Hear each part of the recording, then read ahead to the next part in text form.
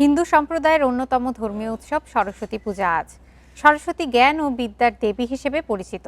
আরও জানাতে ঢাকা বিশ্ববিদ্যালয়ের জগন্নাথ হল থেকে যোগ দিচ্ছেন সহকর্মী মাহিমা হোসেন। মাহিমা, আজকে তো সরস্বতী পূজা রয়েছে, তো ভক্ত অনুরাগীদের ভিড় কেমন দেখছেন এবং সার্বিক নিরাপত্তা পরিস্থিতি কেমন?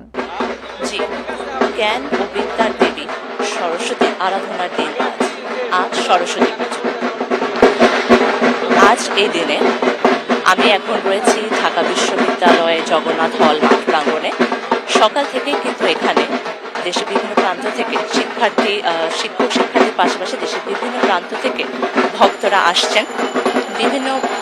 এখানে একটি বিষয় জানিয়ে রাখি, মোট ৭৬টি বিভাগের মণ্ডপ স্থাপন করা হয়েছে এবং আমি যদি আপনাদের দেখাই, আমি এখন দাঁড়িয়ে রয়েছি অ্যাকাউন্টিং এবং মার্কেটিং বিভাগের মণ্ডপের সামনে।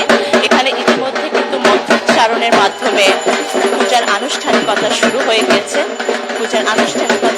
গিয়েছে এবং সারাদিনই এখানে ভক্তরা আসবেন এবং দেবীর পূজা করবেন।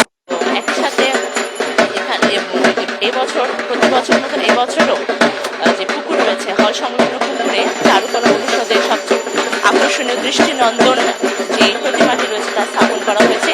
প্রতিটি বিভাগের আদলেই কিন্তু এখানে প্রতিমা স্থাপন করা হয়েছে এবং প্রত্যেকটি বিভাগেরই একটি নির্দিষ্ট থিম রয়েছে। যেমনটি আমরা দেখতে পাচ্ছিলাম, যেহেতু দেবী সরস্বতী হলেন জ্ঞান ও বিদ্যার দেবী, ফলে শিক্ষার্থীদের কাছে কিন্তু অত্যন্ত গুরুত্বপূর্ণ এবং তাৎপর্যপূর্ণ একটি দিন। এদিনে তারা দেবী সরস্বতীর কাছে জ্ঞান ও বিদ্যায় সমৃদ্ধির বর প্রার্থনা করেন। তাদের বিশ্বাস, দেবী খুশি হলে জ্ঞান ও বিদ্যায় সমৃদ্ধি অর্জন হবে। এবং এখন 8টা থেকে বিভিন্ন মণ্ডপে পূজার আনুষ্ঠানিকতা শুরু হয়েছে এবং ইতিমধ্যে আমরা দেখতে পাচ্ছি কয়েকটি বিভাগে কিন্তু সহকর্মী মাহিমা হোসেন।